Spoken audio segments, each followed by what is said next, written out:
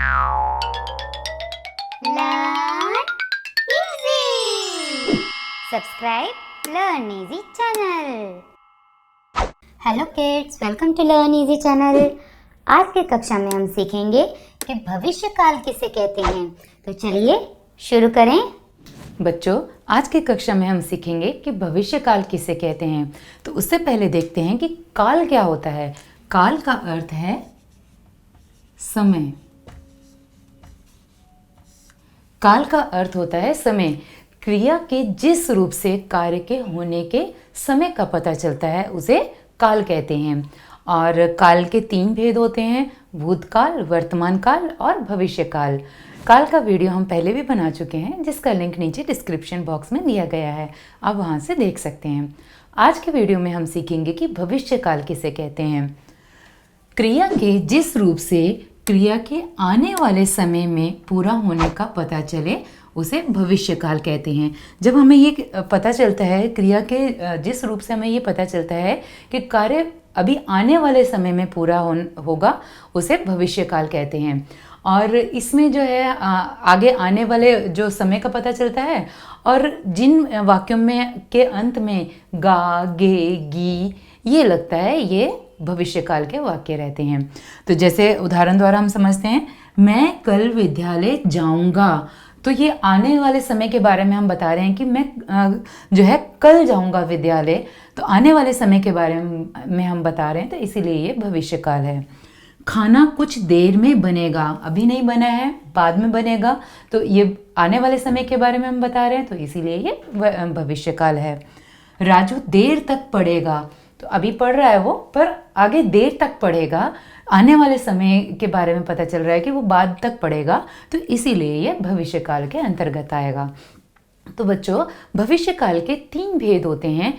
एक है सामान्य भविष्य काल, दूसरा है संभाव्य भविष्य काल, और तीसरा है हेतु मध्य विषय भविष्य काल। तो चलिए अब मैं आपको इन तीनों भेदों के बारे में और अच्छे से समझाती हूँ।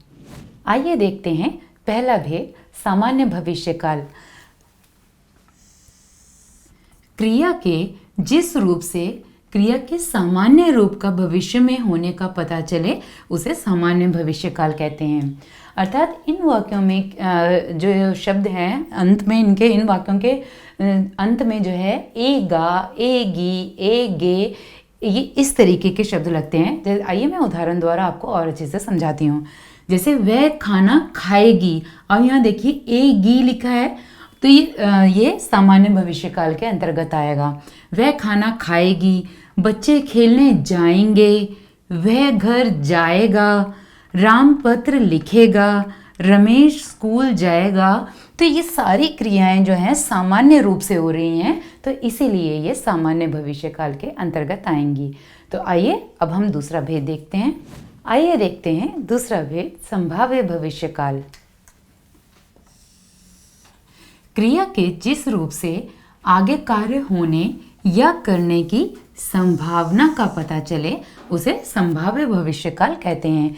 इस भविष्य काल के इस भेद में आगे हमारे जो फ्यूचर हम कह सकते हैं, इसको हम जैसे हम फ्यूचर टेंस कहते हैं इसको, भविष्य काल को, आगे आने वाले समय में संभावना होती है किसी भी काम के पूरे होने की, तो उसे संभाव्य भविष्य काल कहते हैं। इन क्रियाओं में निश्चित पता नहीं चलता है हमें, और इसमें भविष्य में किसी कार्य के होने की संभावना होती है।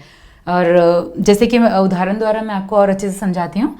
शायद आज बारिश हो, अब ये संभावना है, पक्के तौर पे तो हमें नहीं पता कि बारिश होगी या नहीं होगी, और पर ये कब की बात हो रही है, भविष्य में जो है बारिश होने की बात करी गई है। तो इसीलिए यहाँ पर शायद आज बारिश हो, तो इसीलिए ये संभाव्य भविष्य काल कहलाएगा, क्योंकि यहाँ पर संभावना जताई जा रही है। शायद चोर पकड़ा जाए, अब यहाँ भी संभावना है कि शायद चोर पकड़ा जाए, पक्का नहीं पता है हमें, संभावना हम जता रहे हैं, अंदेशा बता रहे हैं अपना कि शायद पकड़ा जाए, तो इसीलिए ये संभाव्य भविष्य काल कहलाएगा।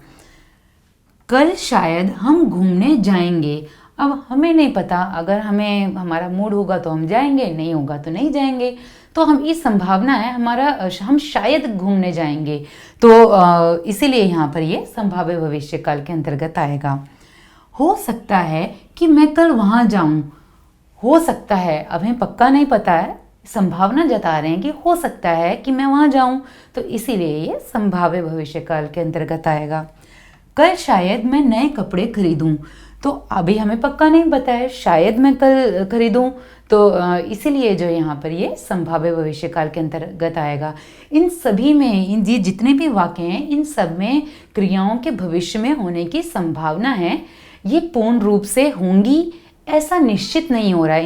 इन सारे वाक्यों में निश्चित नहीं हो रहा है कि ये क्रियाएं होंगी या नहीं होंगी, तो इसीलिए ये सारी क्रियाएं संभाव्य भविष्यकाल के अंतर्गत आएंगी।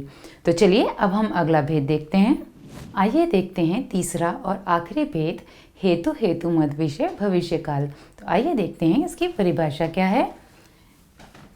क्रिया के जिस रूप से क्रिया के जिस रूप से एक कार्य का पूरा होना, एक कार्य का पूरा होना दूसरी आगे आने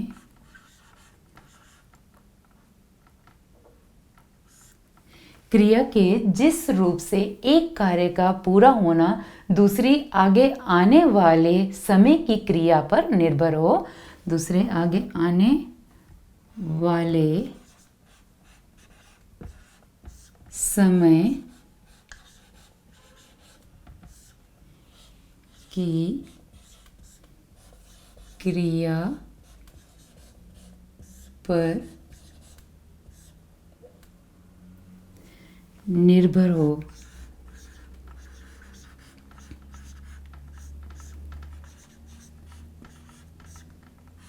जैसे अब इसमें क्या होता है कि क्रिया के जिस रूप से हमें कार्य का किसी भी कार्य का होना दूसरी आने वाले समय की क्रिया पर निर्भर होता है, उसे हेतु हेतु मद विषय भविष्यकाल कहते हैं। इसमें एक क्रिया का होना जो है वो दूसरी क्रिया पर जो है वो पूरा निर्भर करता है। चलिए इसके कुछ उदाहरण देखते हैं जिससे आपको ये और अच्छे से समझ आ जाएगा। यदि छुट्टियां होंगी तो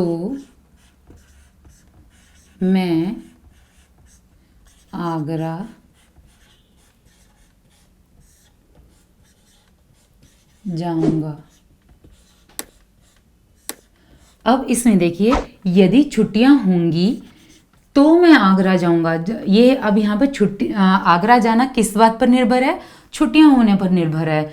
अगर छुट्टियां नहीं होंगी तो नहीं जाऊंगा, अगर छुट्टियां होंगी तो जाऊंगा। तो अब यहाँ पे आगरा जाना किस बात पर निर्भर है? छुट्टियां होने पर निर्भर है। तो इसका मतलब जो है हमारी एक क्रिया जो है वो दूसरी क्रिया पर निर्भर है। एक क्रिया जो हमारी आगरा जाना जो है, ये वाली क्रिया हमारी किस पर निर्भर है? छुट्टियां होने पर निर्भर है। चलिए अब एक और उदाहरण देखते हैं। यदि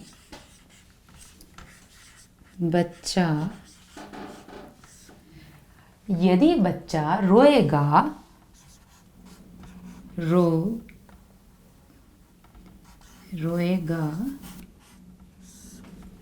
तो मैं संभाल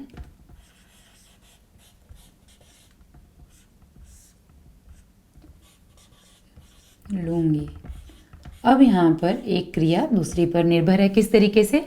बच्चे का रोना और संभालना, ये दोनों एक दूसरे पर निर्भर हैं। यदि बच्चा रोएगा तो ही तो संभालेंगे, तो इसीलिए यहाँ बच्चे का रोना और उसको संभालना, ये दोनों एक दूसरे पर निर्भर हैं। ये दोनों क्रियाएं जो हैं एक दूसरे पर निर्भर हैं कि बच्चे का रोना और उसको संभालना, ये दोनों क्रियाएं जो हैं वो एक दूसरे पर निर्भर हैं। चलिए एक और उदाहरण देख लेते हैं।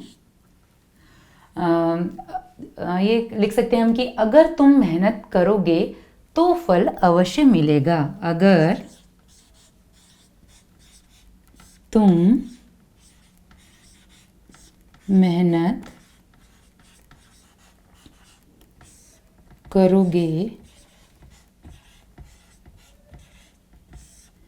तो फल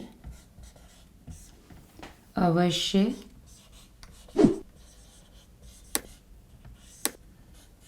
मिलेगा।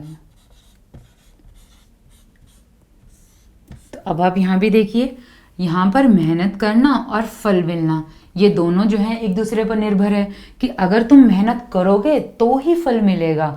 तो ये दोनों क्रियाएं जो हैं एक दूसरे पर निर्भर हैं कि मेहनत करना और उसका फल मिलना, ये दोनों एक दूसरे पर निर्भर हैं। तो आपने देखा तीनों वाक्यों में जो है पहली क्रिया और दूसरी क्रिया दोनों एक दूसरे पर निर्भर हैं कि अगर जैसे यहाँ पे देखा यदि छुट्टियां होंगी तो मैं आगरा जाऊंगा, छुट्टियां होंगी तो ये आगरा जाया जाएगा।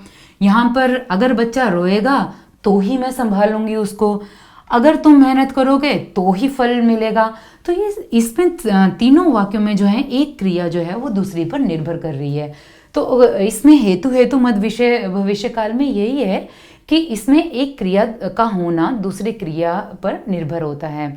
या फिर और एग्जांपल मैं दे सकती हूँ कि जैसे वह आए तो मैं जाऊं। अब उसका आना और मेरा जाना दोनों एक दूसरे पर निर्भर हैं कि अगर वो आएगा तो ही मैं जाऊंगा, या फिर वह कमाएगा तो ही मैं खाऊंगा। तो ये सब जो उदाहरण है ये सब एक दूसरे पर निर्भर करेंगे कि एक क्रिया जो है वो दूसरी पर निर्भर करती है। तो बच्चों आज की कक्षा में हमने भविष्य काल के बारे में सीखा कि भविष्य काल किसे कहते हैं और उसके तीनों जो भेद हैं वो हमने सीखे। तो भविष्य काल किसे कहते हैं? भविष्य में होने वाली जो आगे फ्यूचर में, जिसको हम फ्यूचर टेंस कहते हैं, क्रिया के जिस रूप से काम के आने वाले समय में करना या होना प्रकट हो उसे भविष्य काल कहते हैं। और भविष्य काल के हमने 3 भेद पढ़े हैं, सामान्य भविष्य काल, संभाव्य भविष्य काल और हेतुमत विषय भविष्य काल। तो चलिए बच्चों, आशा करती हूँ कि ये भविष्य काल आपको बहुत अच्छे से समझ आ गया होगा।